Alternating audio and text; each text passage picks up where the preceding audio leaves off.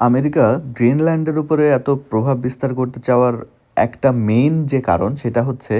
গ্রিনল্যান্ডের উপরে যদি তার একটা প্রভাব থাকে তাহলে একই সাথে সে রাশিয়া এবং চায়না এই দুইটার ফিউচার যে বিজনেস প্ল্যান সেটাকে রুখে দিতে পারবে। কারণ রাশিয়া চায়না কিন্তু বর্তমানে প্ল্যান করছে যে এই পাশ দিয়ে জাপানের এদিক দিয়ে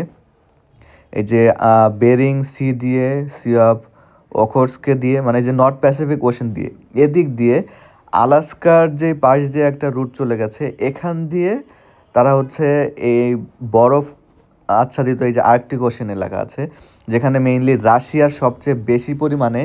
বরফ কাটার শিপ আছে। সো যদি ভবিষ্যতে এই দিক দিয়ে একটা রুট করে ফেলা যায় তাহলে কিন্তু রাশিয়া বা চীন খুব সহজে ইউরোপের সাথে কিন্তু বাণিজ্য করতে পারবে। সো এই যে ভবিষ্যৎ একটা ঝুঁকি তৈরি হচ্ছে সেটার জন্যেই মেইনলি ইউনাইটেড স্টেটস গ্রিনল্যান্ডের উপরে একটা প্রভাব বিস্তার করতে যাচ্ছে। কারণ গ্রিনল্যান্ডের উপর যদি তার একটা প্রভাব থাকে তাহলে ইন ফিউচারে ভবিষ্যতে যদি ইউরোপের সাথে রাশিয়া বা চায়নার যদি বাণিজ্য আরও অনেক বেশি পরিমাণে বেড়ে যায় তাহলে ইকোনমিক্যালি তারা কিন্তু অনেক বেশি পরিমাণে বেনিফিটেড হবে তখন ইউনাইটেড স্টেটসের তুলনায়। কারণ বর্তমানে যেটা হচ্ছে সেটা যদি আমি আপনাদেরকে দেখাই, বর্তমানে যদি চায়নার কোনো ট্রেড ইউরোপের সাথে করতে যায় তাহলে তাকে কিন্তু এই যে এদিক দিয়ে সাউথ চায়না সি দিয়ে এখান দিয়ে হচ্ছে সিঙ্গাপুর থেকে হচ্ছে মালাক্কা প্রণালী দিয়ে তাকে যেতে হয় হচ্ছে আগে ইন্ডিয়ান ওশেনে, ইন্ডিয়ান ওশান থেকে তাকে আরব সাগরে যেতে হয়, সেখান থেকে আবার হচ্ছে জিব্রাল্টার প্রণালী। সো এখান দিয়ে আবার তাকে যেতে হয় হচ্ছে আম, এখান দিয়ে দেখবেন তাকে আবার হচ্ছে এদিক দিয়ে সুয়েজ ক্যানাল আছে, সুয়েজ ক্যানাল দিয়ে তারপরে তাকে কিন্তু আগে মেডিটেরিয়ান সিতে যেতে হয়। মেডিটেরিয়ান সি থেকে এখান থেকে আহ, এই জায়গা থেকে আবার জিব্রাল্টার প্রণালী এখানে, আর সরি এটা হচ্ছে বাবাল মানদেব আর কি, ইয়েমেনের এই জায়গাটাতে এই যে ইয়েমেন সোমালিয়া আছে, এখান থেকে জিবুতি আছে, এখান দিয়ে তাকে রেড সি দিয়ে তারপরে কিন্তু তাকে ভূমধ্য সাগরে যেতে হয়। সেখান থেকে স্পেনের এই জায়গায় জিব্রাল্টার প্রণালী দিয়ে তাকে কিন্তু ইউরোপের সাথে কমিউনিকেট করতে হয়। আবার ম্যাক্সিমাম ক্ষেত্রে যেটা সমস্যা হয় সেটা হলো এই যে সোমালিয়া ইয়েমেন এই এলাকাটাতে কিন্তু অনেক ধরনের হচ্ছে ডাকাতি হয়, শিপের অনেক সমস্যা হয়, আর এই জায়গাটাও কিন্তু অস্থিতিশীল। সো এই জায়গা দিয়ে কিন্তু ম্যাক্সিমাম শিপ কিন্তু যাওয়া আসা করতে পারে না। সো তাকে কী করতে হয়, এই যে দক্ষিণ আফ্রিকার মাদাগাস্কার এদিক দিয়ে সাউথ আফ্রিকার কেপ অফ গুড হোপ এদিক দিয়ে ঘুরে পুরো আফ্রিকা ঘুরে গিয়ে তারপরে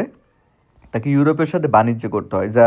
মানে এখানে কিন্তু অনেক একটা টাইম লাগে। কারণ এই দিক দিয়ে আপনি দেখেন এই যে চায়না থেকে তাকে এই যে এদিক দিয়ে ঘুরে ইন্ডিয়ান ওশেন দিয়ে গিয়ে আফ্রিকা দিয়ে ঘুরে গিয়ে তারপরে তাকে ইউরোপে যেতে হয়। কিন্তু বর্তমানে চায়না এবং রাশিয়া মিলে যেটা করতে যাচ্ছে সেটা হচ্ছে তারা এই যে দক্ষিণ পাশের যে সমুদ্রটা আছে এই সমুদ্রটা দিয়ে যাবে, জাস্ট গিয়ে এখান থেকে আলাস্কার এদিক দিয়ে গেলেই এখানে হচ্ছে আর্কটিক ওশেন, সেটা হচ্ছে রাশিয়ার মধ্যে। মানে জাস্ট রাশিয়ার সাথে যদি ভালো সম্পর্ক থাকে, রাশিয়া একটা কান্ট্রির সাথে কিন্তু সব কমিউনিকেশন যদি ভালোভাবে থাকে তাহলে এখান থেকেই যে হচ্ছে আর্কটিক ওশেন আছে এখান থেকে বরফ কাটা, যেহেতু তাদের অনেক পরিমাণ শিপ আছে, এখন যদি একটা রুট তারা তৈরি করে ফেলতে পারে তাহলে এখান থেকে সোজা এখানে ইউরোপের মধ্যে চলে আসতে পারে।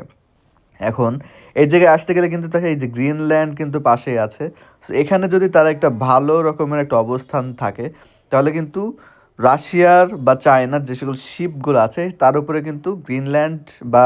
ভবিষ্যতে আমেরিকার কিন্তু একটা কন্ট্রোল রাখতে পারবে। কারণ এখানে যদি কোনো মিসাইল বা কোনো ধরনের আগ্নেয়াস্ত্র রাখতে পারে তাহলে কিন্তু রাশিয়া বা চায়নাও কিন্তু একটা হচ্ছে মানে কন্ট্রোলের মধ্যে থাকবে। সো ভবিষ্যতের যে ইকোনমিক অবস্থা রাশিয়া বা চায়না যেইভাবে হচ্ছে ইকোনমিক্যালি ডেভেলপড হচ্ছে, সো ভবিষ্যতে কিন্তু এরা